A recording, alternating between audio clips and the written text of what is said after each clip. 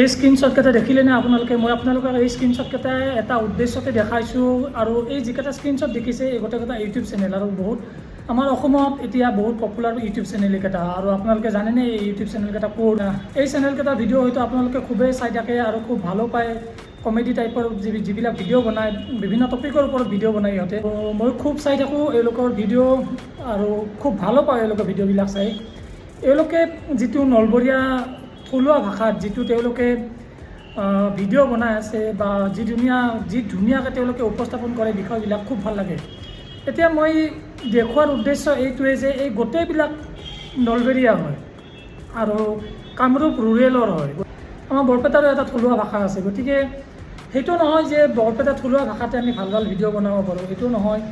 মই ক'ব বিচাৰিছোঁ আমাৰ ভাল ভাল ক্ৰিয়েটৰ নাই নেকি, আমাৰ ভাল ভিডিঅ'গ্ৰাফাৰ নাই নেকি, আমাৰ ভাল ষ্টৰি ৰাইটাৰ নাই নেকি, বা তাক ধুনীয়াকৈ চিনেমাৰ ৰূপ দিয়া বা ধুনীয়াকৈ শ্বৰ্ট ভিডিঅ'ৰ ৰূপ দিয়া আমাৰ এনেকুৱা মানুহবিলাক নাই নেকি? নাই, আমাৰ ভিডিঅ' এডিটৰ নাই। আমাৰ বৰপেটাখনত কিহৰ অভাৱ হৈ আছে মই এইটো বুজি পোৱা নাই। আমি কিয় এনেকুৱা ভিডিঅ'বিলাক আমি বনাব নোৱাৰোঁ?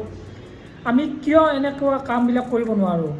এতিয়া মই থাকোঁ বাহিৰত, মই কিছুমান কাম চেষ্টা কৰিছিলোঁ কিন্তু সফল হ'ব পৰা নাই। কাৰণ এটা ভিডিঅ' যদি বনাইছোঁ তাৰে পিছত মই 3-4 মাহ পিছত আকৌ ঘৰলৈ আহিছোঁ, গতিকে এনেকুৱাকৈ কাম নচলে। সেইকাৰণে মই ভাবি আছোঁ বৰপেটাত এনেকুৱা কিছুমান এটা গোষ্ঠী আৰম্ভ হওক, এটা টীম আৰম্ভ হওক। সেই টীমটোত থাকক আমাৰ ভিডিঅ' এডিটৰ, ষ্টৰি ৰাইটাৰ, তাৰে পিছত ভাল ভাল এক্টৰ এক্ট্ৰেছ বা চাইল্ড আৰ্টিষ্ট হওক, ভাল ভাল গায়ক হওক, তাৰপিছত মিউজিক কম্প'জাৰ হওক, মিউজিক বনোৱা মানুহবিলাক যেনেকৈ আছে সেই সিহঁতৰ কথা কৈছোঁ।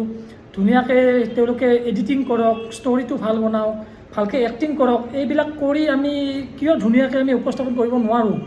মোক সেইটো লাগে। আমি বৰপেটাৰ আমাৰ সাংস্কৃতিক ক্ষেত্ৰখন আমি বৰপেটাত ক'ত গৈ আছে? এতিয়া নলবাৰীখন ইমান আগত গুচি গৈছে সংস্কৃতিক ক্ষেত্ৰত। আমাৰ নলবাৰী আৰু বৰপেটাৰ কোনো তুলনা নাছিল আগতে। বৰপেটাখন বহুত আগত আছিল গোটেই অসমখনৰ ভিতৰত সংস্কৃতিৰ ক্ষেত্ৰত। কিন্তু এতিয়া নলবাৰী হওক বা বিভিন্ন জেগাবিলাক হওক, মই আমাৰ পুৰণা সংস্কৃতিখিনিৰ কথা কোৱা নাই, সেইখিনি আমাৰ বৰপেটাৰখিনিয়ে ধৰি ৰাখিছে, সেইটো মোক ধুনীয়া, সেইটো ভাল কথা বহুত। কিন্তু এই যিটো আমাৰ যিটো আধুনিকতা, সেই আধুনিকতাটোৰ লগত আমি কিয় খাপ খাই যাব পৰা নাই মই এইটো জানিব বিচাৰিছোঁ।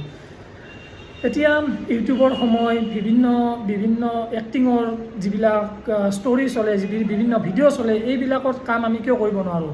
এতিয়া মই ভাবি আছোঁ এনেকুৱা এটা টীম এটা আৰম্ভ হওক, য'ত আমি ভিডিঅ'গ্ৰাফাৰ বা কেমেৰামেন, তাৰপিছত ধুনীয়া ষ্টৰি ৰাইটাৰ, ধুনীয়া ভিডিঅ' এডিটৰ, এনেকৈ যিখিনি আমাক কাম লাগে সেই গোটেইখিনি এটা টীম এটা বনাই পেলাই আমি ধুনীয়া ভিডিঅ' কৰি পেলাই আমি সেইখিনি উপস্থাপন কৰোঁচোন বাৰু। যদি আমি আজি আৰম্ভ কৰোঁ, 1 বছৰ পিছত আমি তাৰ ৰিজাল্ট নিশ্চয় গম পাম। গতিকে বৰপেটাখন আগবাঢ়ি যাব লাগে ভাই। এনেকৈ থাকিলে ক'ত হ'ব? আমি কিমান পিছ পৰি গৈ আছোঁ মই বহুত সময়ত গম পাওঁ, কাৰণ বাহিৰত থাকোঁ। বাহিৰত থাকিলে গম পাওঁ যে বৰপেটাখন কি হৈ আছে, বৰপেটাখনক লৈ মানুহে কি ভাবে, অসমৰ বাকী মানুহবিলাকে। সেইকাৰণে ভাবিছোঁ কামবিলাক লাহে লাহে আৰম্ভ কৰিব লাগে। আৰু যদি মই নোৱাৰোঁ তেতিয়াহ'লে বেলেগে কৰক, সেইটো কাম বেলেগে কৰক।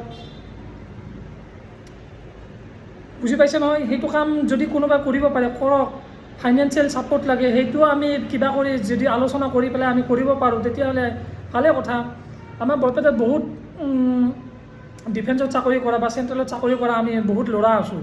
সেইবিলাক ল'ৰা আমি লগ হৈ পেলাই এনেকুৱা এটা ফাণ্ড আমি বনাব বিচাৰি আছোঁ, যাতে এই ফাণ্ডটো বনাই পেলাই আমি বিভিন্ন ধৰণৰ সাংস্কৃতিক ক্ষেত্ৰ হওক বা বিভিন্ন আধুনিকতাৰ যিখিনি আমাৰ আৰ্টিষ্টখিনিক হওক, সেইখিনিক সহায় কৰি যদি আমি এনেকুৱা ধৰণৰ কামবিলাক কৰি যাব পাৰোঁ, তেতিয়াহ'লে আমাৰো এটা ধুনীয়া চেনেল হ'ব। এটা কি 10টা হওক আমাৰ চেনেল, গোটেই অসমখনে চাওক আমাৰ ভিডিঅ'বিলাক।